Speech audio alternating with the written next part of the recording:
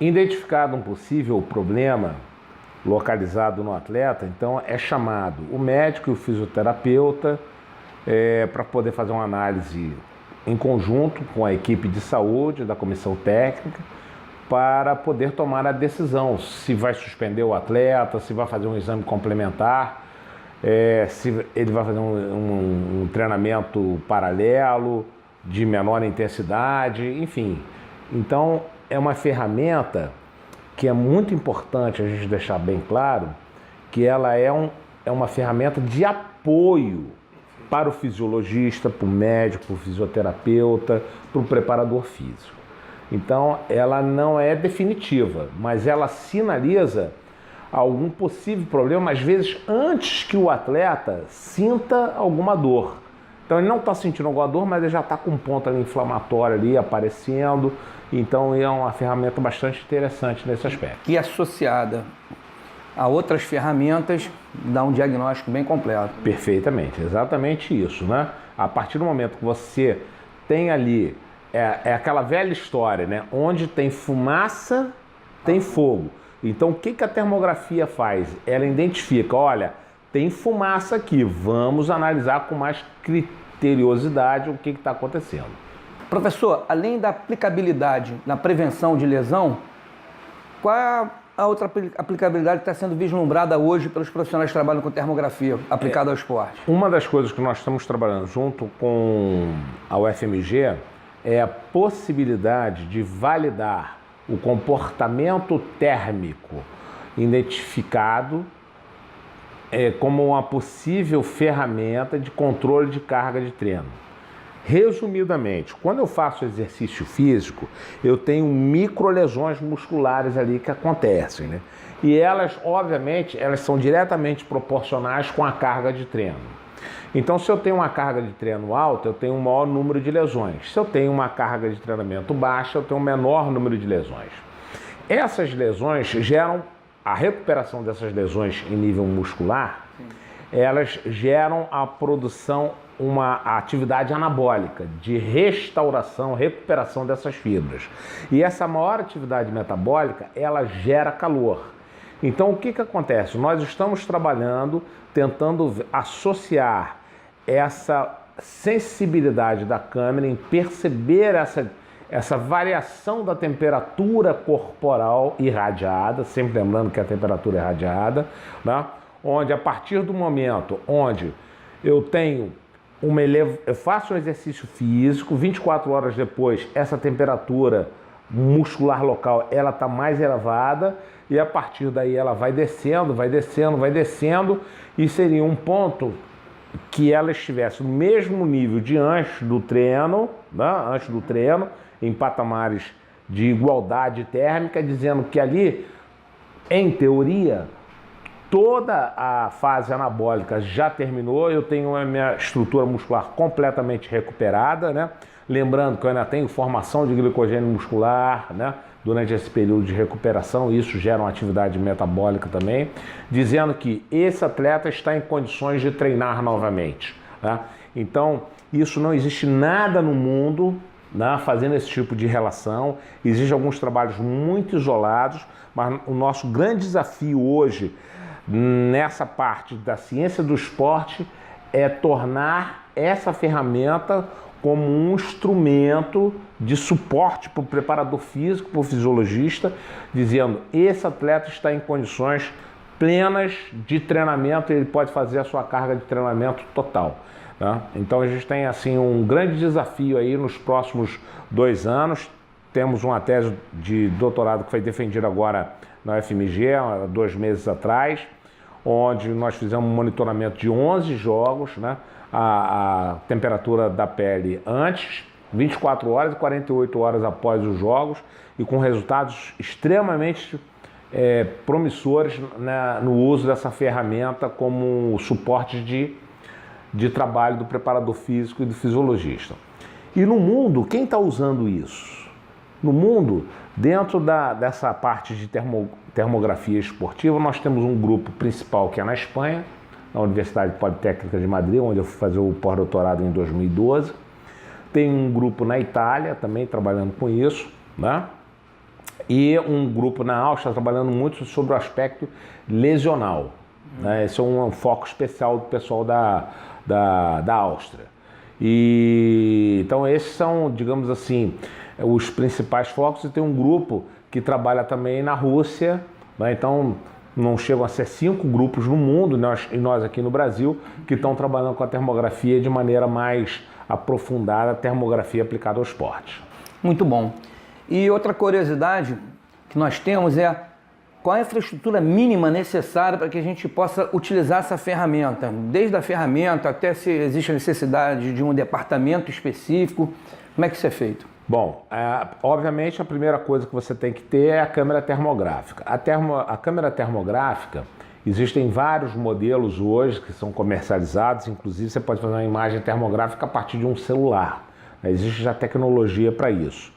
Mas acontece que a qualidade da imagem é muito ruim, né? Então você tem, para ter uma câmera de boa resolução, normalmente essas câmeras estão orçadas hoje na faixa de 60 a 80 mil reais, daí para cima. A gente tem câmera até de 300 mil reais. Também não necessita de uma gama tão elevada assim. Mas uma câmera na faixa de 80 mil reais, ela já permite uma resolução muito boa, né, para você poder fazer a imagem. Assim, para as pessoas poderem entender o que é uma imagem de boa resolução ou não, é como se fosse aquelas câmeras, uma imagem das TVs de tubo, né, e agora essas de televisões com essas novas tecnologias. É completamente diferente quando você vai fazer uma análise, e isso para o esporte é extremamente importante. Então você precisa ter uma câmera, você precisa ter a sala ambientada, ela é importante, ela preferencialmente ela não tem que ter luminosidade natural, então ela tem que ser basicamente toda ela fechada, né? Não precisa ser uma sala muito grande. Então, normalmente a câmera ela fica posicionada a 3 metros de distância para você poder fazer uma foto num tamanho bem razoável, pegando todos os membros inferiores. Então ela tem que ter aproximadamente uns 4 metros de comprimento, por uns 2 ou 3 de largura, e aí isso dá uma área de circulação para você poder trabalhar. O ar-condicionado, uma tela preta, um fundo preto atrás, que é importante você ter também, né? E aí você precisa ter um bom computador, uma boa tela para você poder fazer uma boa análise de imagem, e o software. Enfim, em todo esse conjunto, né, para você montar, você não vai gastar talvez aí mais do que 100 mil reais para você montar toda a estrutura, né? E mais algumas coisas que são detalhes pequenos, mas é o tripé da câmera, é uma base emborrachada que o atleta tem que ficar em pé, né, para não ter um contato direto com o solo. É interessante você ter uma pistola laser também para você mensurar a temperatura do fundo. Enfim, aí são equipamentos assim de menor despesa, principal é a câmera, né? Mas que vão fazer um complemento. E, obviamente, o software de análise. O software de análise, hoje ele é importante. Existe uma empresa sediada na Espanha que você pode comprar pacotes de análise, e a análise é feita toda de forma automática. E esse pacote você paga na faixa, se não me falha a memória, em torno de 3 a 5 euros por imagem, né? Por imagem fotografada. E dá uma agilização bastante interessante na velocidade da análise termográfica, que ela pode ser feita de 2 formas. Ela pode ser feita de forma qualitativa, é como se fosse uma radiografia, um médico pega, observa uma radiografia, identifica, aqui tem uma fratura, né? Então é só análise visual.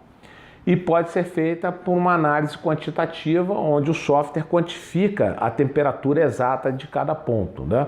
Você pode determinar uma determinada área, né? Como se fosse um quadrado, um retângulo, né? Um círculo, e aí você vai estudar pontualmente qual é a temperatura média, máxima e mínima daquela região. E, obviamente, o treinamento, né, de quem vai fazer essa fotografia. Bom, vamos então à última pergunta, professor. Será que os profissionais aqui no Brasil estão qualificados para trabalhar com termografia? Como você enxerga isso? E, se não,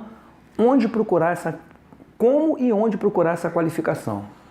Bom, então, veja bem, é importante, como toda técnica, né, a pessoa ter um mínimo de treinamento para poder fazer a imagem com uma boa qualidade. Então, durante os Jogos Olímpicos, né, eu vi muitas reportagens na televisão de uso de termografia de maneira completamente errada, no meio do ginásio, no meio do ambiente esportivo, imediatamente após a realização do treinamento, com uma série de coisas completamente inadequadas, né? A gente não sabe ali se aquilo ali foi só uma matéria jornalística ou se é realmente essa prática que é feita, né?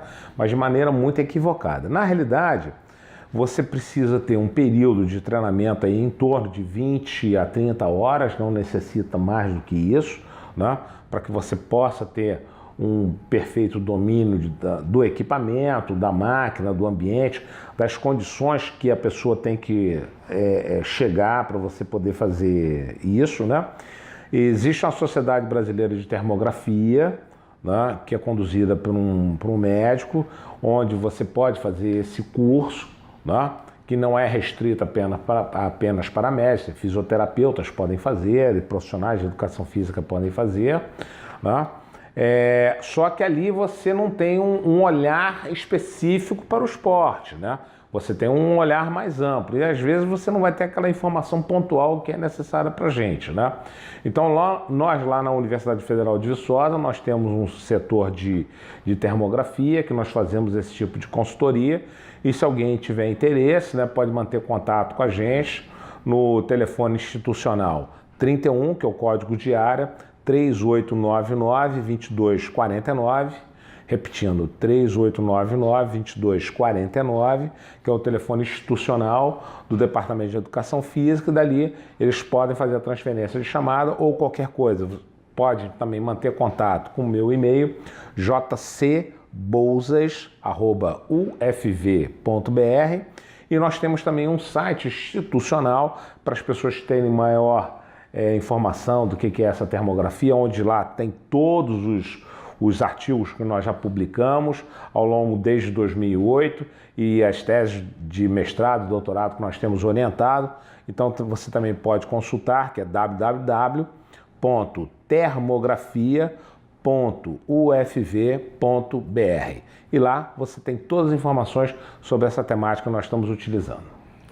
Professor, uma honra, prazer enorme, meu amigo, pessoal, e essa parceria com a Universidade Federal de Viçosa e a Esporte Controle sempre vai ser um prazer, tá? Ok, muito obrigado, foi um prazer estar aqui com vocês, né? E espero que vocês que tenham interesse de conhecer um pouco mais sobre isso possam entrar no nosso site e a partir dali a gente ampliar essa base de conhecimento para ampliar para todo o Brasil. Obrigado, gente, um abraço aí.